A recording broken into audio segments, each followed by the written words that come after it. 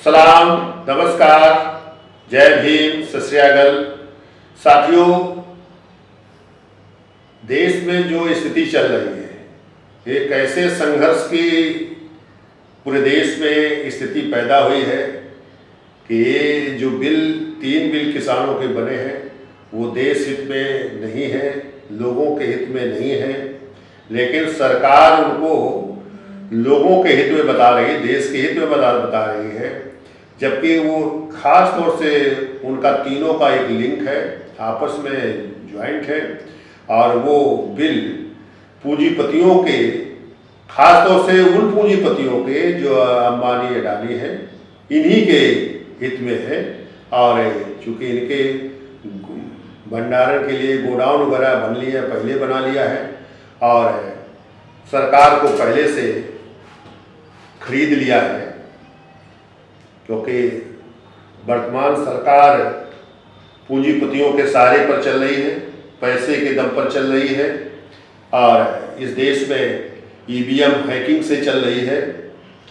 ये जो तमाम लीडर्स, योगेंद्र यादव जी या राकेश टिकैत जी या तमाम लीडर्स आंदोलन कर रहे हैं, लेकिन उन्हें सब वामपंथियों को बदनाम करने के लिए वो देशद्रोही और नक्सली बताने में चूक नहीं रहे। और जबकि किसान स्वतः उन बिलों की जो समीक्षा किया है, जो अध्ययन किया है, उसके आधार पर आंदोलन कर रहा है। हालांकि इन बिलों की बारीकियां सबको नहीं मालूम है, लेकिन बारीकियां बहुत ही नाजुक है। जैसे आप ने देखा था कि 1818 का अगर जिक्र किया जाए कि जो पेशवा राज्य था वो भी यही ब्राह्मणत्व का हिस्सा था, जो पीछे झाड़ू आगे मटके की जो अध्यादेश लाए थे, तो उसके लिए महार समाज के लोगों ने कई बार ये कहा कि अपने अध्यादेश ये वापस ले लो, अन्यथा युद्ध करेंगे, युद्ध होगा। लेकिन नहीं माने तो उनके हालात बिगड़ते गए। उन्होंने अंग्रेजों सरकार की मदद से उन्होंने 28,000 पेशों को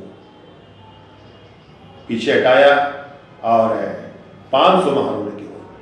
तो आज जो देश की स्थिति ये है, जो देश में तमाम विदेशी ताकतें ये घात में है कि कब देश में आंतरिक कलह बड़ी हो जाए और हम हमला करें, हम बदला लें।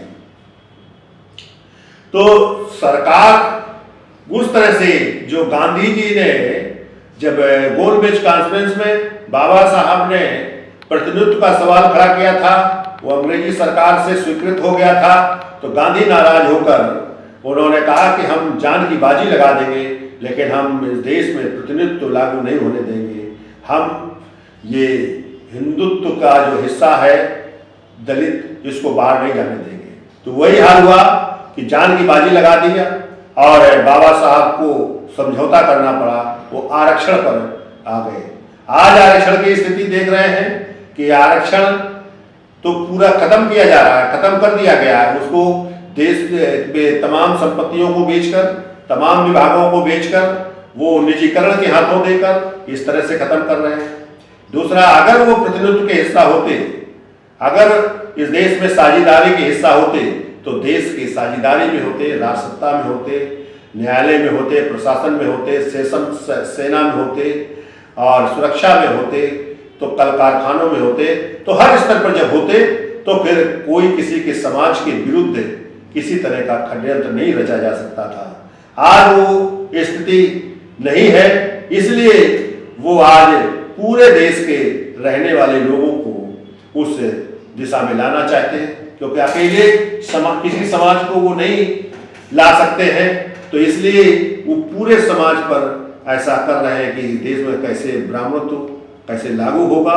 तो इन पर स्थितियों पर जो सामंजस्य करें, तो आज बड़े नरसंहार की स्थिति पैदा हो रही है कि इस देश में 26 जनवरी का जो टारगेट रखा गया है, जो 26 जनवरी परेड किसान भी करना चाहते हैं, तो चूंकि किसानों का भी अधिकार है, ये संवैधानिक राइट है और सरकार अपना कर रही है, तो सरकार इनको बाहर करने का काम चूंकि लगातार उत्पीड़न की कार्रवाई इनके खिलाफ करती चली आ रही है। इनको कहती तो है कि स्वतंत्र हैं, वो धरना प्रदर्शन दे, हमारी कोई रोक नहीं है, लेकिन उत्तर प्रदेश में तो समय समय पर जो भी उस जाता है उधर बढ़ता है तो उसको रोका जाता है, उसके ऊपर FIR की जाती है, उसका उत्पीड़न किया जाता है।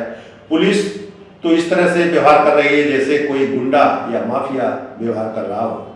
और ख़ास तौर से रवैया इनका अगर हम योगी जी का, माननीय मुख्यमंत्री योगी जी का अगर हम जिक्र करें तो अभी घटना जो हाथरस में हुई थी उसमें क्या रोल रहा, इसलिए तमाम जो घटनाएं हो रही हैं वो ऐसा लग रहा है कि जैसे कोई माफिया प्रदेश का मुख्यमंत्री हो। इस तरह की घटना ये उनसे हो रही है, इस पर लगाम लगनी चाहिए। और पूरे देश में अगर नरसंहार को रोकना है, अगर देश को सुरक्षित करना है, अगर संविधान को सुरक्षित करना है, तो अब ये बात में जो सरकार के साथ में है, जो सरकार के बाहर है, उनको एक स्वर से ये कहना चाहिए कि मोदी त्यागपत्र दे, अमित शाह त्यागपत्र दे और योगी त्यागपत्र दे।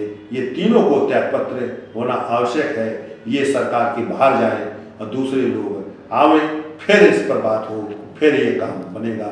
अन्यथा देश में जो तांडव चल रहा है, जो आज मानव के विरोध चल रहा है, जो देश के विरोध चल रहा है, चूंकि देश ये हिंदू राष्ट्र नहीं हो सकता है, ये भारत ही के रूप में ये मजबूत भारत बन सकता है, क्योंकि तमाम देशों को मिलाकर ये देश बना है भारत। आज अगर सबकी भावनाओं पर कहीं रुकावट आएगी तो फिर दिक्कत होगी। इसी तरह से मैं अपनी बात को यही रोकता हूँ और आगे फिर बात करूँगा। धन्यवाद साथियों, जय भीम, जय भारत, धन्यवाद साथियों।